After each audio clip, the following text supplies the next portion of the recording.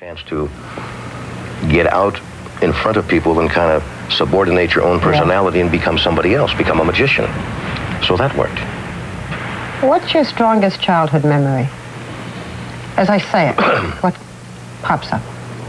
Growing up in a small Midwestern town and being quite comfortable and having, I think, basically a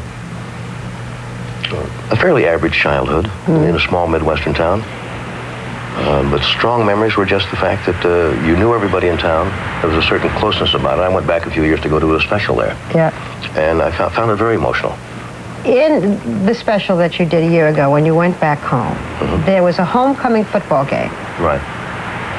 Suddenly, to your surprise, everybody began to sing happy birthday to you. Your brother and sister were there. And you began to cry on camera. The tears on camera. I knew this was coming. And you said, "Don't let me do this, it's going to spoil my image." That's right. Right? Is that the way you want to be? When you say it'll spoil my image, is it almost something that's now... No, I suppose that was a self-defensive type of thing. Maybe it goes back to your upbringing that little boys were not supposed to show emotion. You know, that's the way a lot of children were taught. Little girls could cry, little boys did not express their emotion. A lot of men have that problem. You can feel things very strongly and feel very uncomfortable expressing them. Not that it's a weakness. I don't think it is at all. I find it much easier to do now. I can touch people now, or somebody can come up and... And touch you? Sure.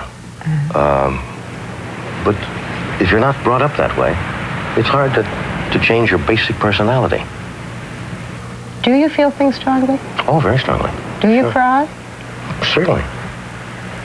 Do you find it hard to let people get through to you? I mean, I don't want to play amateur psychiatrist. You know what you That's know all what right. you The say rates are very, very inexpensive here. Yeah, so we're here. Why not? Normally it goes for 40, 50 bucks an hour. I mean, if there's a freebie, fine. Have you been in analysis? I have seen a psychiatrist occasionally, not frequently. Do you open up? Sure. Or do you say it's none of your business? What are you asking me those questions for? I mean, no, I don't think that shows. I think a lot of people, it's just someone else to talk with sometimes and to ask some questions and try to get in touch with your feelings. I think it can serve a purpose. Do you have people you can talk with? Sure, I have some close friends, not a lot of close friends. Depends what you mean by friends. Somebody once said friends are people you can cry with or you can tell anything to and know that it will go no further. That's hard. And that's very difficult. I have some close friends. I have a lot of acquaintances. Everybody has lots of acquaintances. Yeah. But there's a difference. When you have to, maybe especially now in these times, when you really have a very difficult day, or even without being corny, if your heart is broken, you know, and you've got to then go out there and be funny. How do you do it? That's your job.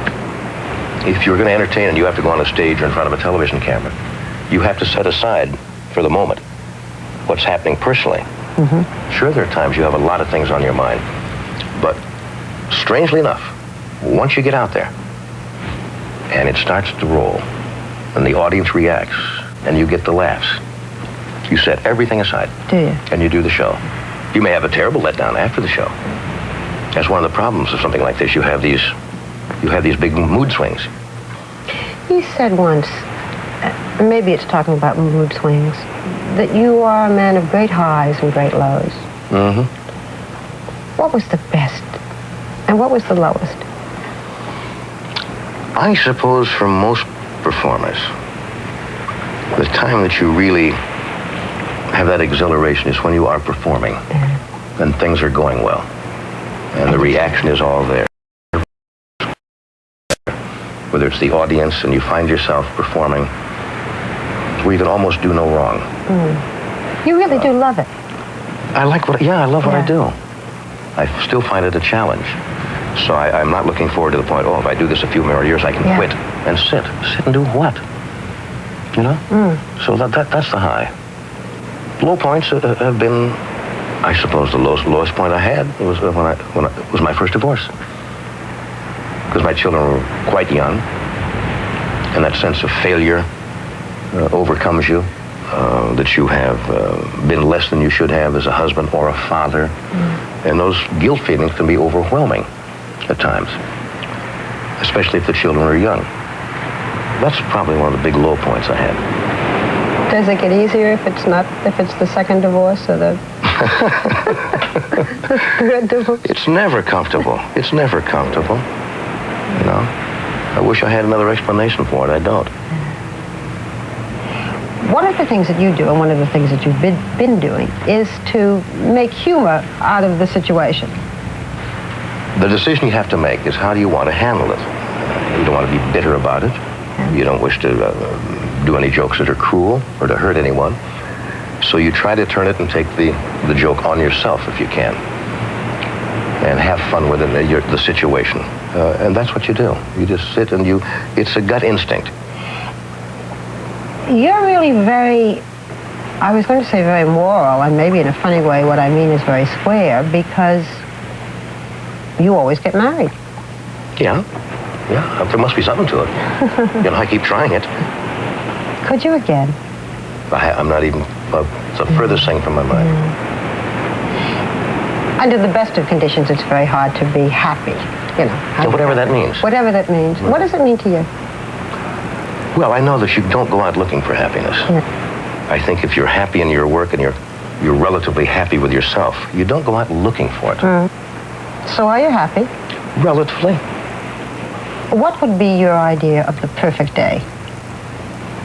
The perfect day? Yeah. One of those questions, huh? Listen, years ago I asked you if you were hospitalized, who would you want in the next bed? Do you remember that? And I said the best doctor in the world. That's right. Yes. So I'm getting better, you see. Now I only ask about sense. perfect days. That did make sense. I don't know. I heard you ask somebody once what kind of a tree would you like to be. No, I did not. Now, while we're Yes, clearing you up did. misconceptions, but you know why I did? What kind of a tree would No, you just like to be? what kind of a tree would you like to be? Like be a tumbleweed. Everybody's going to say that I asked you that and I was led into it. What happened was that Katharine Hepburn said, well, I'm like an old tree.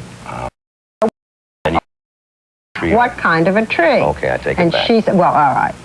A perfect day.